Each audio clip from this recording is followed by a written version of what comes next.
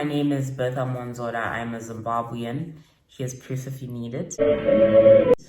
So in July 2020, the Zimbabwean government was finally strong-armed into signing a $3.5 billion deal to compensate white farmers who had been evicted from their land during the land reform program by President Robert Mugabe in 1998. And this signing of this document is a huge slap in the face for Zimbabweans such as myself. And to explain why, Zimbabwe was actually colonized by British colonists from around 1888 to 1980. And these British colonists were led by a white supremacist called Cecil John Rhodes. And Cecil John Rhodes is to Zimbabwe what Christopher Columbus is to the Americas, which should really tell you something.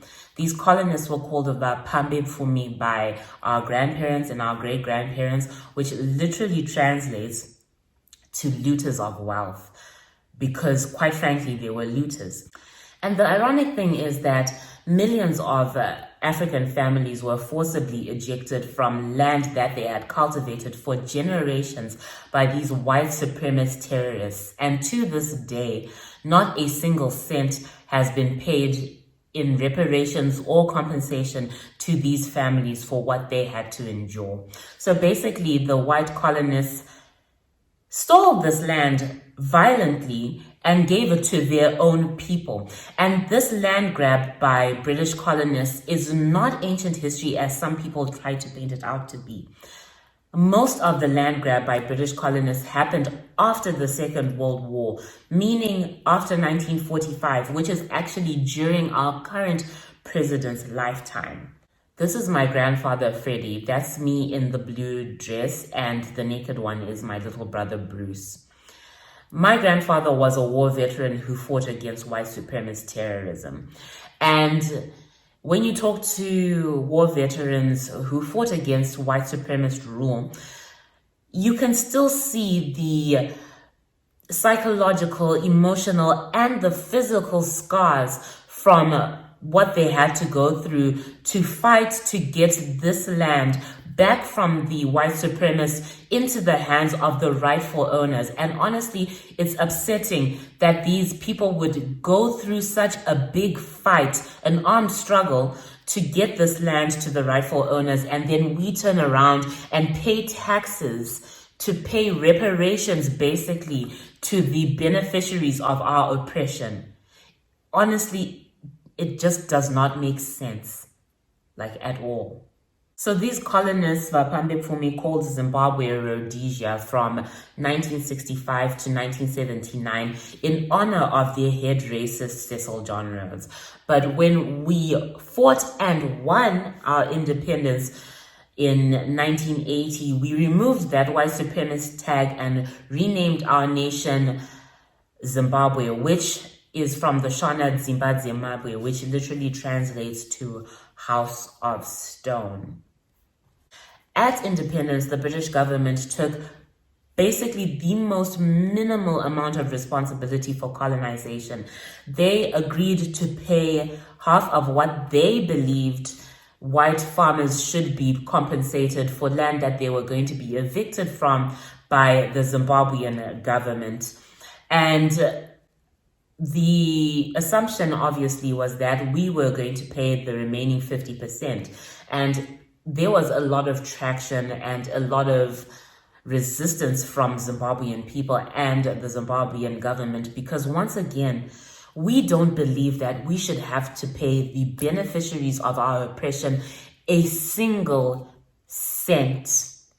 So as it happens, one of the UK representatives, a woman named Claire Short, wrote a letter to Zimbabwe in 1997, basically rejecting any responsibility for colonization, even the little bit that they had previously agreed to at the Lancaster House Agreement, where they agreed to pay 50% of reparations to the white farmers.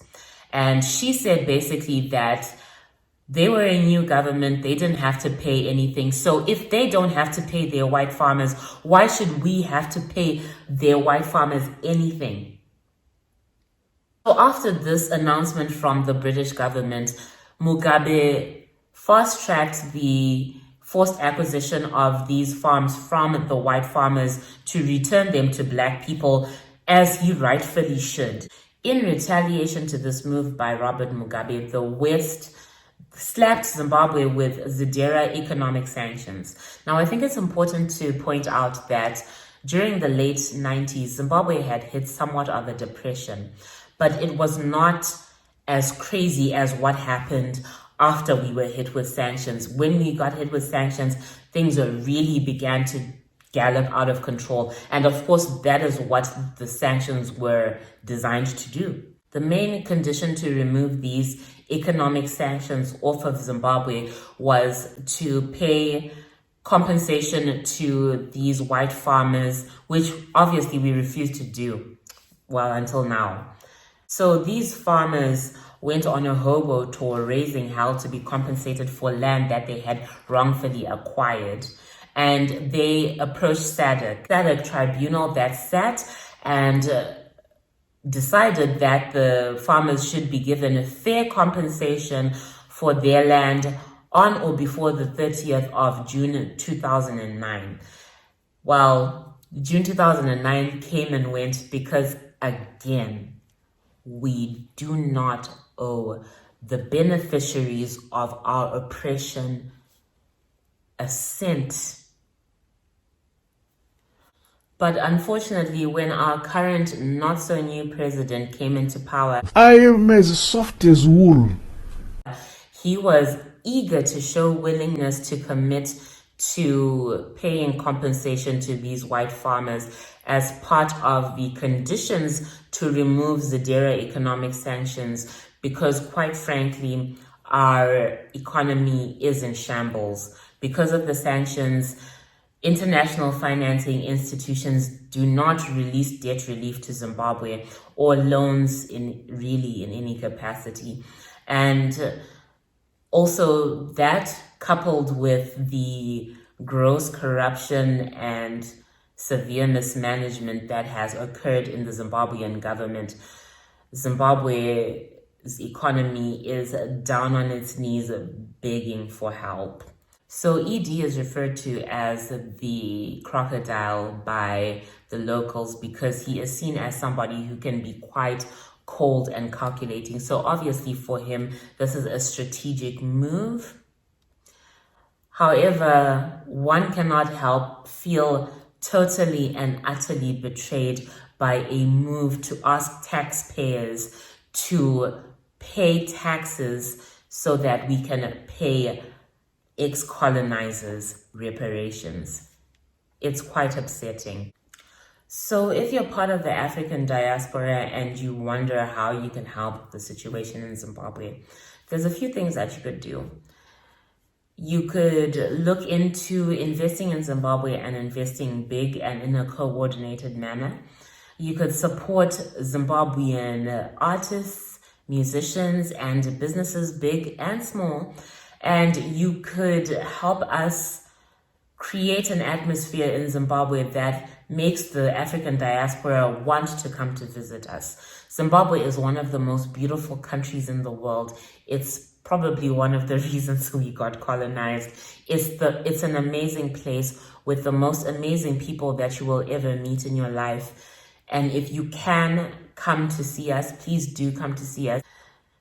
You could also ask for ZEDERA economic sanctions to be eased off of the necks of Zimbabweans because, quite frankly, the sanctions have done more harm than they have ever done good, and it is ridiculous to keep asserting that these sanctions are doing any good to the Zimbabwean people. It's obvious that the sanctions were retaliation to the land reform program. I think it's very important for the African diaspora to be very involved in what happens on this continent because Western powers and foreign governments really tend to take advantage of us and push us and bully us around because they know that nobody is going to come and stick up for us. And I think it's high time that we learn how to stick up for ourselves. Let no one who is negative want to spoil what we are doing for ourselves in order to unite Africa. We belong to this continent. We don't mind having and bearing sanctions banning us from Europe. We are not Europeans. We have not asked for any inch of Europe or any square inch of that territory. So, Blair, keep your England and let me keep my Zimbabwe.